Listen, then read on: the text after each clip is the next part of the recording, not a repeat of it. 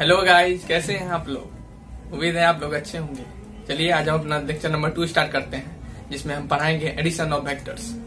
तो आइए जानते हैं एडिशन ऑफ वेक्टर्स हम किस तरह से कर सकते हैं। Actually addition of vectors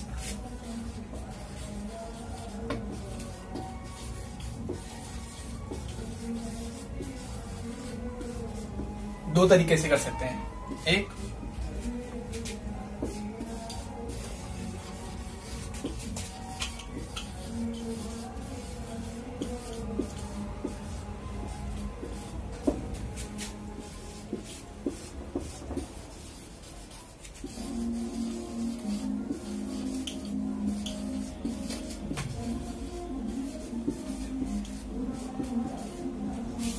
triangle law of vector addition से और दूसरा parallelogram law of vector addition से। ठीक है, तो चलिए जानते हैं हमारा पहला topic triangle law of vector addition.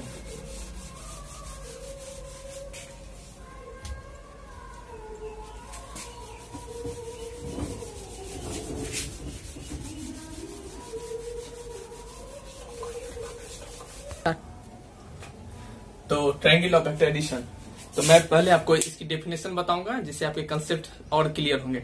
कई बार आपको डेफिनेशन पूछ देता है कि बताइए एक्सप्लेन कीजिए triangle law of vector addition, तो आप क्या कीजिएगा। तो ठीक है, तो मैं स्टार्ट करता हूँ डेफिनेशन से इसकी।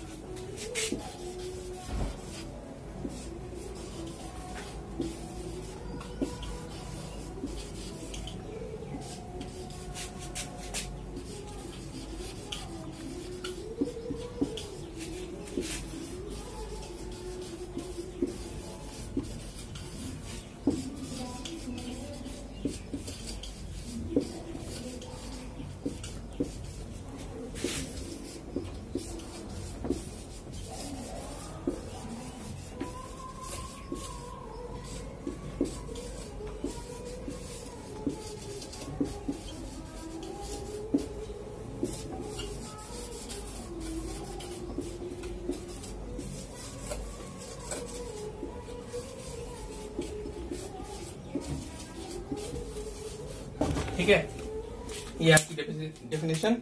When two vectors are represented by two sides of triangle taken in the same order, then the third side represents its resultant taken in the opposite direction या opposite order। ठीक है, actually इसका means क्या है।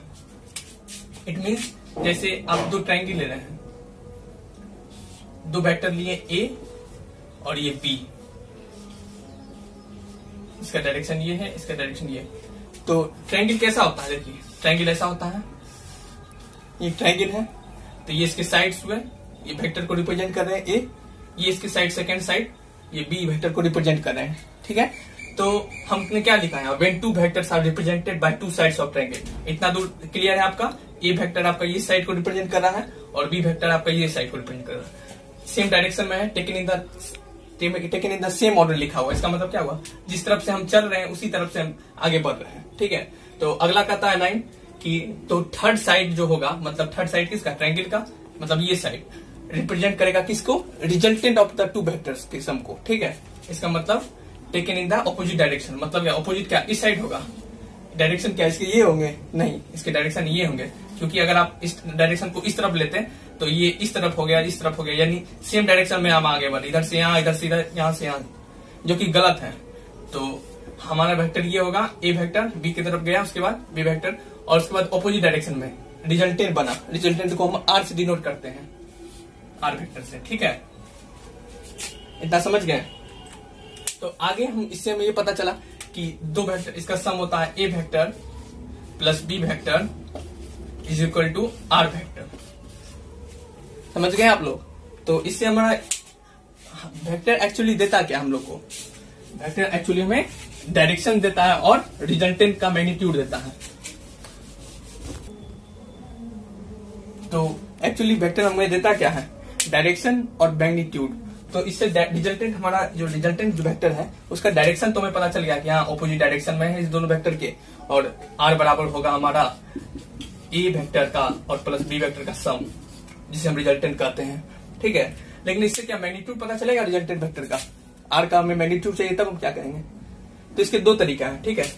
एक तरीका तो आप फिजिक्स में पढ़े होंगे क्लास 11 पे, आर बराबर √a² प्लस b², या सुविधा के लिए मैं यहाँ पर स्मॉल ए ले लेता हूं, क्योंकि वेक्टर हमारा स्मॉल ए से और बी से डिनोट किया हूं मैंने। तो a² plus b² plus 2ab cos theta से। ये कब करेंगे? जब ये ए और बी वेक्टर के बीच का जो एंगल है थीटा, वो हमें पता होगा, तो हम cos थीटा में थीटा का वैल्यू पुट कर देंगे, और मैग्नीट्यूड ऑफ ए मतलब वेक्टर ए का मैग्नीट्यूड, ए वेक्टर का मैग्नीट्यूड कैसे हम निकालते हैं? मॉड ए इसका कर देते हैं, यही हो गया। इसको ए से भी लिख सकते हैं, तो इसलिए ए यहाँ पर डिनोट करा मैग्नीट्यूड ऑफ ए को, ठीक है। तो ए मैग्नीट्यूड को हम डिनोट कर रहे हैं यहाँ। तो जब आपको दो वेक्टर के बीच में कोई एंगल दिया हो और ए वेक्टर का मैग्नीट्यूड दिया हो और बी वेक्टर का मैग्नीट्यूड दिया हो, तो आप रिजल्टेंट का मैग्नीट्यूड इस फॉर्मूला से निकाल सकते हैं, नंबर 1 फॉर्मूला। दूसरा फॉर्मूला है जो सबसे इजी है, इसका फॉर्मूला है, आप दोनों का सम कर दिए, ठीक है। जैसे कि मैं आपको बताता हूं, ए वेक्टर और बी वेक्टर दिया हुआ, तो इसका मैग्नीट्यूड निकाल लीजिए। ये बराबर आर वेक्टर हुआ, तो इसका मैग्नीट्यूड निकाल दीजिए, ये दोनों का सम कर दीजिए, और बी वेक्टर, उसके बाद ये हो गया मॉड आर आपका। It's simple. या फिर ये यूज कीजिए या ये यूज कीजिए, आपका दोनों वेक्टर एक ही, उसका मैग्नीट्यूड है, मैग्नीट्यूड का फॉर्मूला, ठीक है। एक एग्जांपल से मैं समझाता हूं। जैसे ए का कंपोनेंट आपका दे दिया ए vector plus 2j plus 3k, ठीक है। बी वेक्टर का दे दिया आपका -2i plus 4j plus 5k, ठीक है। या 5 नहीं, आसानी के लिए इसे k कैप ही रहने दीजिए, ठीक है। तो a प्लस b क्या होगा हमारा? आपसे मान लीजिए इस क्वेश्चन में कह दिया कि भाई आर वेक्टर निकालो, ठीक है। तो आर वेक्टर कैसे निकालेंगे? आर वेक्टर ये दोनों का सम होता है, ठीक है। तो पहले तो आर वेक्टर बराबर लिख लीजिए हमारा, ये क्या हो गया, ऐड कर दीजिए दोनों को सिंपली। तो -i ये दोनों को ऐड करने से, उसके बाद इस दोनों को ऐड किए तो 6j प्लस 3 प्लस 1 4k, ठीक है।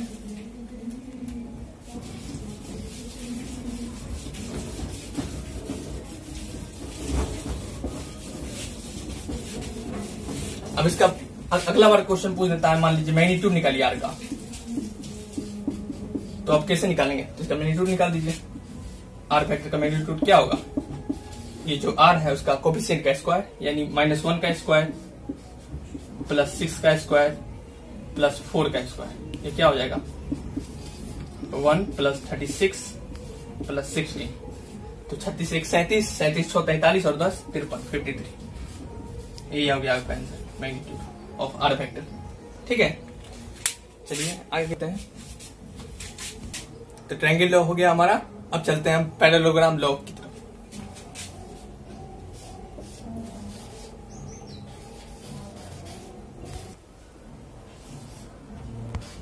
ठीक है।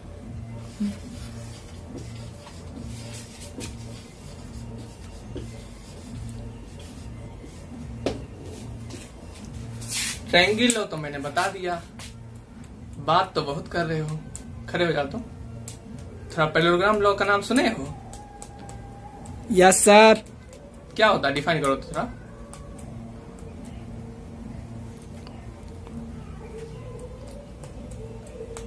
बोलो, बात बहुत कर रहे थे, बोलो। जी सर, डिफाइन तो नहीं आता है। नहीं आता, बात बनाने में तो मुंबई इंडियंस की तरह आगे रहते हो, जब क्वेश्चन दागता हूं तो आरसीबी की तरह फेल, फ्लॉप। पढ़ाई में भी बेटा मुंबई इंडियंस की तरह आगे रहो, विराट कोहली के फैन हो। चलो चलते हैं parallelogram law of vector addition की तरफ, ठीक है।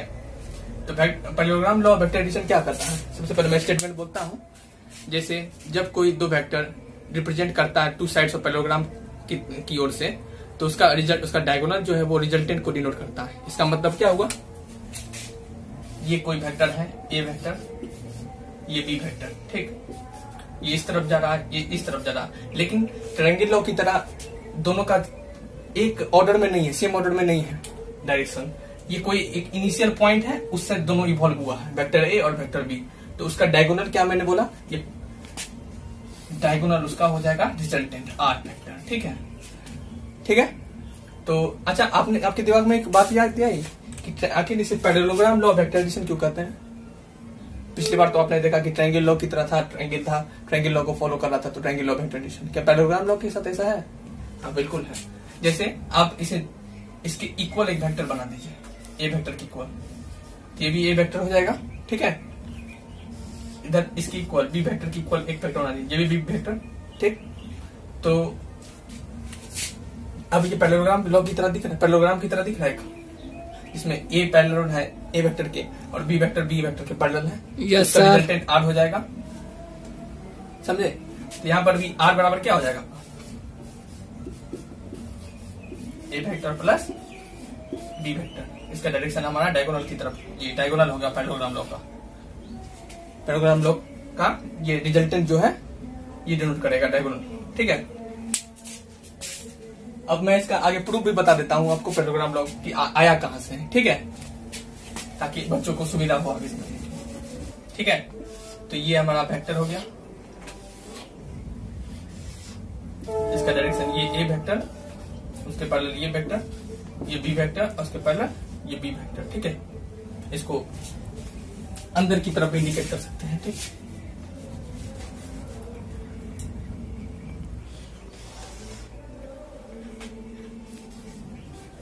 ठीक है, इसका डायरेक्शन ये है और इसका डायरेक्शन ये है, तो इसका भी डायरेक्शन ये हो जाएगा। तो इसे प्रूव करने के लिए ये जानते हैं कैसे प्रूव करें। इसको थोड़ा सा प्रोड्यूस कर दीजिए यहां तक और इस पर परपेंडिकुलर गिराइए। तो ये डिस्टेंस आपका x मान लीजिए यहां से यहां, और ये डिस्टेंस y ले लीजिए। ठीक है, यहां तो एक्चुअली 90 डिग्री बना हुआ है। ठीक है, तो ये इस वेक्टर ए और वेक्टर बी के बीच जो एंगल बन रहा है थीटा, वो यहां भी थीटा बनेगा क्योंकि ये पैरेलल है इसके कोरस्पॉन्डिंग एंगल से। ठीक है, कोरस्पॉन्डिंग एंगल से ये थीटा यहां भी हो जाएगा। तो अब इसमें ट्रायंगल नाम ले लीजिए यहां पर P Q R S और T। ठीक है, तो in triangle P Q R, ठीक है, कॉस थीटा लगाएंगे तो क्या होगा, ट्रिग्नोमेट्री का इस्तेमाल कर रहे हैं। कॉस थीटा बराबर बेस बाय हाइपोटेनस, हाइपोटेनस क्या है, बी है। यहाँ पर बी वेक्टर नहीं लगाएंगे, वेक्टर साइन, क्योंकि यहाँ पर मैग्नीट्यूड को डिनोट कर रहा है। ठीक है, तो कॉस थीटा बराबर एक्स बाई बी। तो यहां से हमारा एक्स क्या हो जाएगा, बी कॉस थीटा। ठीक है, इसको इक्वेशन 1 मान लीजिए। अब साइन थीटा लगाइए, साइन थीटा बराबर क्या हो जाएगा, साइन थीटा बराबर परपेंडिकुलर बाय हाइपोटेनस होता है। ठीक है, तो इसको थोड़ा सा और अच्छा से लिख दीजिए ताकि ये लगे हाइपोटेनस है। अब लग रहा है हाइपोटेनस। ठीक है, तो साइन थीटा बराबर क्या होता है, परपेंडिकुलर बाय हाइपोटेनस। ये है परपेंडिकुलर y और हाइपोटेनस क्या है, b। तो y बराबर क्या आ जाएगा यहां से, b sine theta, b sine theta. इसको इक्वेशन 2 मान लीजिए। अब हम लगाते हैं इसमें पाइथागोरस थ्योरम। ठीक है, तो पैरेललोग्राम बन गया, इतना इक्वेशन निकालिए। अब पैरेललोग्राम लॉ में क्या था कि दो वेक्टर जब कोई इनिशियल पॉइंट से इवॉल्व होता है तो उसका डायगोनल रिजल्टेंट को डिनोट करता है, यानी आर वेक्टर को। ठीक है, तो अब यहां पर पाइथागोरस थ्योरम लगाते हैं इस ट्रायंगल में। ये 90 डिग्री है P, R और T पर। In triangle P, R and T क्या होगा, PT बराबर PT का स्क्वायर बराबर क्या हो जाएगा, PR का स्क्वायर प्लस TR का स्क्वायर। इसका मतलब PT क्या है, R है, यानी R का स्क्वायर, और PR की जगह क्या है, Y का स्क्वायर प्लस TR की जगह पूरा क्या है, A प्लस X का स्क्वायर। यहाँ भी A होगा, A वेक्टर नहीं होगा क्योंकि ये मैग्नीट्यूड को डिनोट कर रहा है, इसलिए वेक्टर साइन नहीं लेगा। ठीक है, तो अब यहां पर देखिए y की जगह फ्रॉम इक्वेशन 1 आपको मिल जाएगा b साइन थीटा का square plus a plus x की जगह बी कॉस थीटा। अब यूज करेंगे हम ए प्लस बी का होल स्क्वायर। जो बायोलॉजी के स्टूडेंट उनके लिए मैं बता रहा हूं, ठीक है। तो ये क्या हो जाएगा हमारा, आर स्क्वायर बराबर b square sine square theta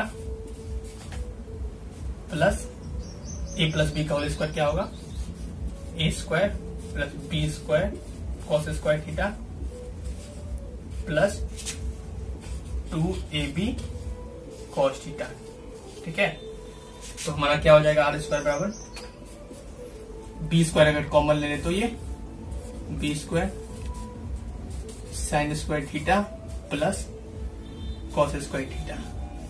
इसमें हमने कॉमन लिया बी स्क्वायर इससे और इससे, और यहाँ पर ए स्क्वायर इसी तरह रह गया और ये 2ab कॉस थीटा। ठीक है,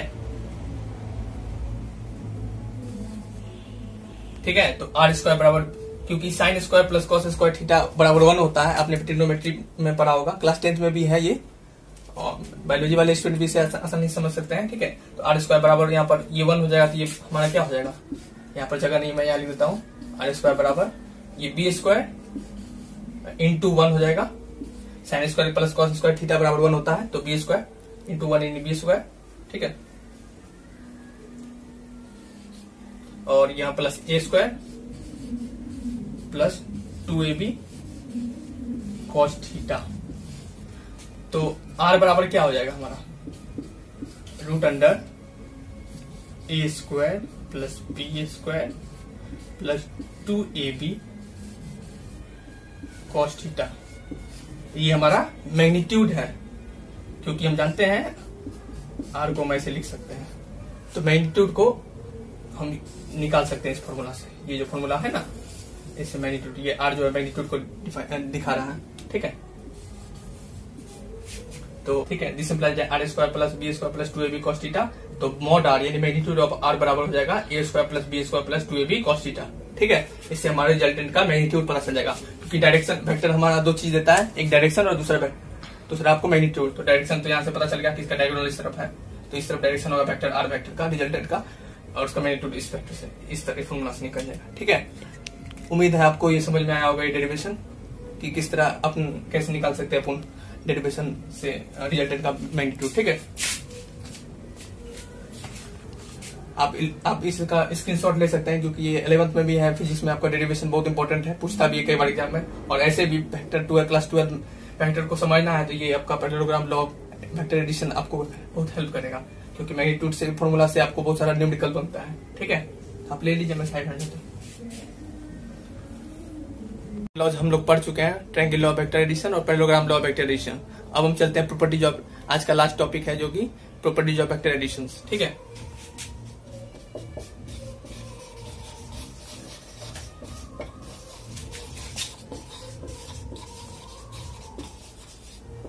ठीक है,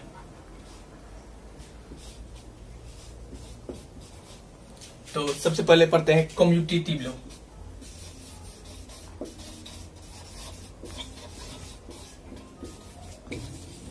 क्या होता है कम्यूटेटिव लॉ,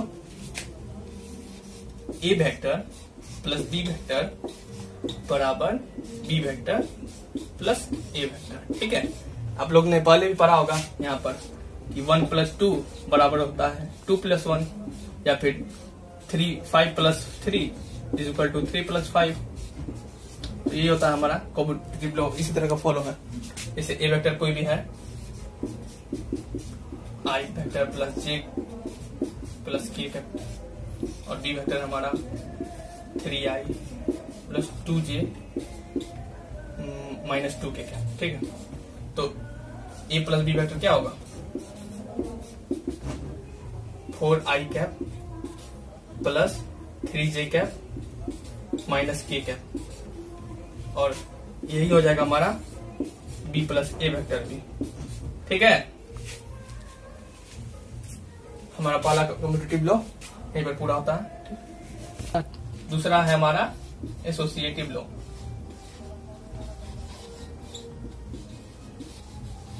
ठीक है। क्या होता है एसोसिएटिव लॉ, जैसे कोई एक वेक्टर है a vector plus b plus c vector, ये होता है किसके equal, a vector plus b vector plus c vector की, ठीक है। तीसरा है हमारा एडिटिव लॉ।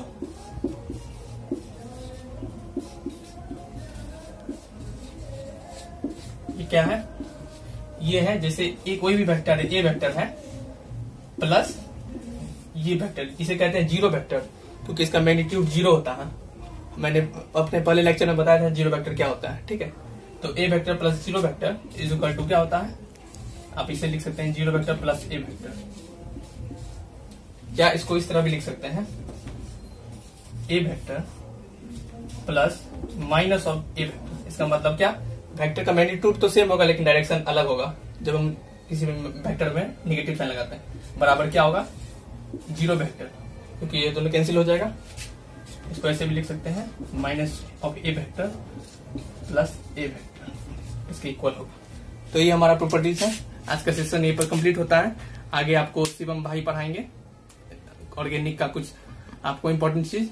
तो थैंक यू, देखते रहिए हमारा गुड लर्नर चैनल और सब्सक्राइब कर दीजिए, लाइक कर दीजिए अगर वीडियो अच्छा लगा हो। Thank you.